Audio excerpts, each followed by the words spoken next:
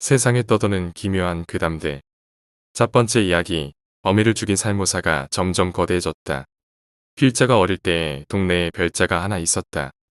어머니가 밥 먹으라고 부르기 전까진 시간 가는 줄도 모르고 삼삼오오 모여서 팽이치기와 따조치기에 여념이 없던 그런 시기였다.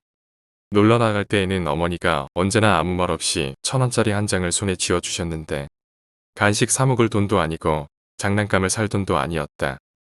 그 당시 동네에 한 고등학생쯤 되었던 놈이 있는데 그 놈이 오늘 말해보고자 하는 별자이다.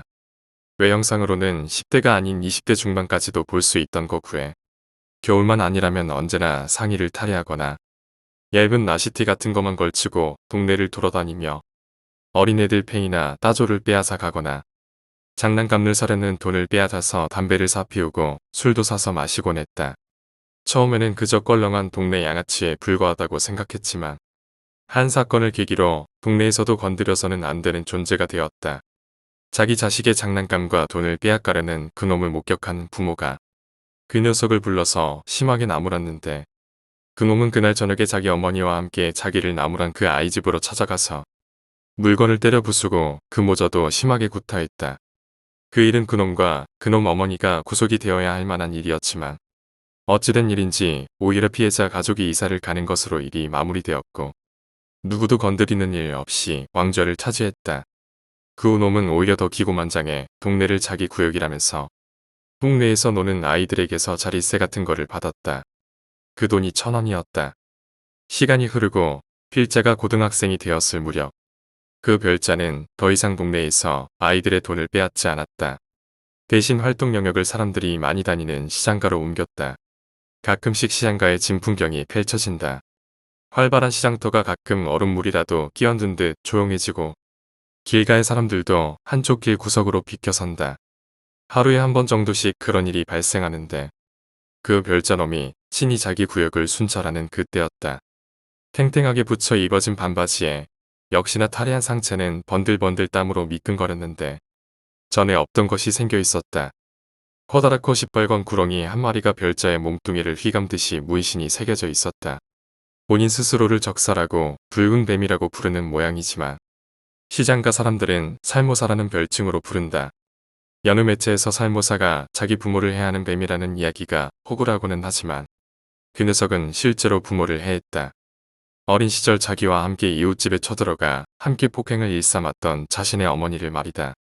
그 녀석은 어머니를 방에 감금해두고 장애연금을 받아먹는 살모사였다. 그놈은 시장가를 돌아다니며 배고프면 상인이 파는 물건도 마음대로 집어먹어다. 필요한 물건이 있으면 그저 손에 집어들고 가곤 했다.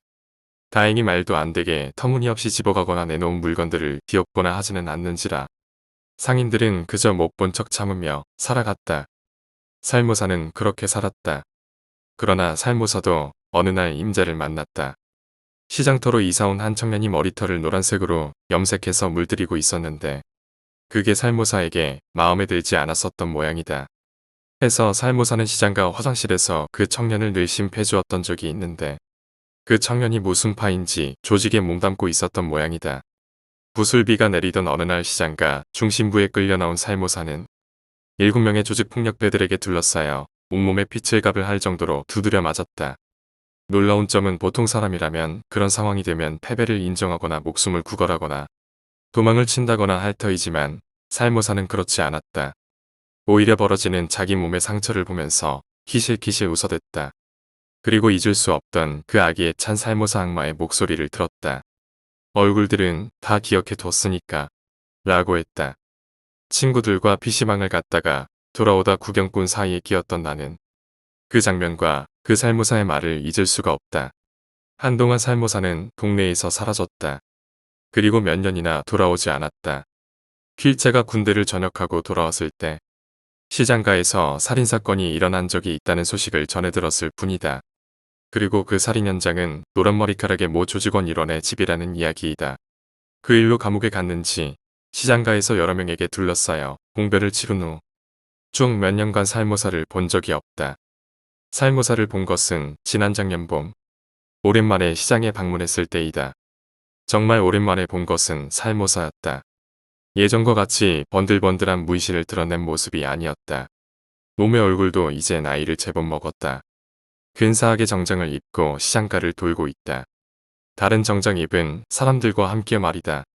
친애하는 시민 여러분, 제가 이번에 출마하게 되었습니다. 어린 시절부터 사고도 참 많이 쳤지만 이제 우리 시를 위해서 노력하고 살고 싶습니다. 한 번만 도와주십시오. 우락부락한 근육이 터져나올 것 같은 탱탱하게 정장을 입은 살모사의 목덜미와 손목에는 예전에 시뻘건 뱀의 문신이 아직도 조금씩 삐져나와 있었다. 순대 파는 할머니의 손을 잡고 힘드신 건 없지요? 라고 물어보는 살모사의 음성이 반항하면 재미없을 줄 알아라 라고 들린다. 할머니도 그렇게 알아들은 모양인지 살모사의 손을 잡고서 몸도 떠시고 목소리도 떠신다. 살모사가 안 보이는 곳에서 아저씨들은 욕을 했다. 저런 새끼, 저런 인간 쓰레기 놈팽이가 무슨 높은 자리에 앉겠다고. 절대로 저놈이 당선되는 일은 없을 거라고. 그리고 거짓말처럼 놈은 당선이 되었다. 뱀은 허물을 벗을수록 덩치가 커진다. 어린 시절 코올리게 꼬마들의 돈을 뗐던 동네 왕좌를 버리고 시장가로 떠나갔듯이 놈은 더욱더 큰 물로 떠나간 것일까. 두 번째 이야기. 노크 소리. 똑똑. 새벽 1시. 팬티만 입고 있었던 나는 헐레벌떡 침대에서 일어나 반바지와 반팔을 꺼내 입었다. 잠시만요. 핸드폰은 침대에 내팽겨치고 책상 위에 국물만 남은 컵라면은 치울 새도 없었다. 옷을 입고 문을 열었다. 그리고 아무도 없었다. 혼자 지내다 보니 이제 환청 단계가 온 건가? 다시 문을 닫고 잠궜다. 그날은 그렇게 다시 밀린 공부를 끝내면서 하루가 흘렀다. 잠에서 깬 건 핸드폰 알람 소리가 아닌 무언가 때문이었다. 그 무언가 경건하지만 묵직하지는 않은 소리. 노크 소리였다. 잠결에 들어서 꿈인 줄로만 알고 다시 몸을 뒤척이려던 순간. 똑똑. 분명하게 내 귀에 박혔다. 침대에서 헐레벌떡 일어나 다시 의자에 걸쳐져 있는 반바지와 반팔을 입고 문을 열었다. 역시 날 반겨주는 건 비상구등에서 새어나오는 초록색 불빛뿐이었다. 어떤 새끼가 장난치는구나. 누군지는 모르겠지만 난 타깃이 됐다. 누군가의 심심함을 달래줄 타깃이. 시간을 보니 새벽 3시였다. 그렇게 난 다시 한참을 뒤척이다 잠이 들었다. 아침 매미 소리에 나는 다시 초점을 잡는다. 다시 꿈을 휘어잡는다. 토익책을 펴고 핸드폰에 이어폰을 꽂고 영어웨어 플레이 버튼을 누르며 하루를 시작한다. 점심때가 되어서야 지갑을 챙기고 고시원역 편의점에 가서 도시락을 사 먹는다. 작은 방이라기보다는 관이라는 말이 더 어울리는 그곳에서 영어 단어를 보며 인스턴트 쌀밥을 목구멍에 채운다. 그리고 그때 똑똑. 그 녀석이 왔다. 나는 무시했다. 환청이거나 장난이거나 어차피 지금 나가봤자 그 녀석을 잡기에는 타이밍을 놓쳤다.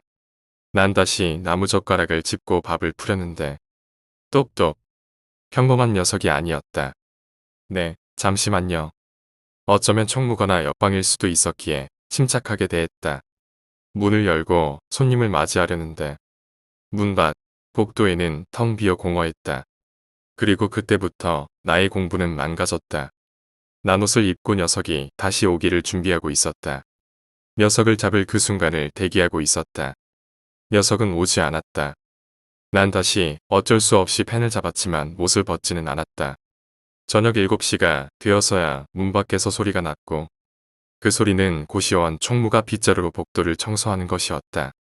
난 다시 예민해졌다. 머릿속에선 녀석에게 어떤 말을 해야 할지부터 만일 싸우게 된다면 어떻게 대처해야 할지까지 온갖 시뮬레이션이 진행되고 있었다. 그리고 그 순간 똑똑. 잠깐의 여백도 없는 노크 소리가 연달에 3번 났다. 마침 옷을 다 입고 있었고 문까지의 거리는 그저 책상에서 팔만 뻗으면 닿는 거리이기에 주저없이 바로 문을 열었다.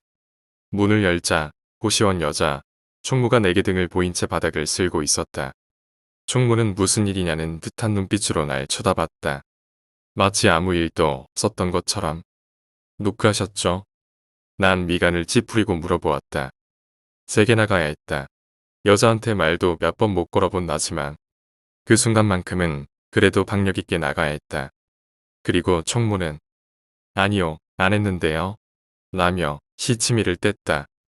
차마 내가 예상하지 못한 답변이 왔기에 난 다시 평소의 나로 돌아와 말을 버벅거리며 죄송하다고 하며 목례와 함께 문을 닫았다. 문을 닫고 다시 의자에 앉는 순간. 똑똑. 난 다시 문을 열었다. 아무리 소심한 나지만 그 순간만큼은 화가 났다. 공부를 하는 내내 누군가 쳐다보는 듯한 느낌 때문에 진도는 전혀 못 빼고 잠을 자는 순간에도 누가 나를 노리는 듯한 기분이 들어 제대로 자지도 못했기에 이번만큼은 제대로 본 때를 보여주기로 했다. 충무가 바로 옆에 있었다. 네, 왜 그러세요? 마치 아무 일도 없었다는 듯이 대답했고 나를 만만하게 보는 그 모습에 더 화가 났다. 지금 노크하셨잖아요. 장난치세요. 그러자 총무의 얼굴이 굳었다. 총무의 파래진 얼굴과 잿빛 입술 사이로 한마디가 새어나왔다. 방 안에서 노크하던데요. 오늘 이야기는 여기까지입니다. 오늘 이야기가 재미있으셨다면 구독과 좋아요, 댓글 부탁드립니다. 댓글은 저에게 큰 힘이 됩니다. 감사합니다.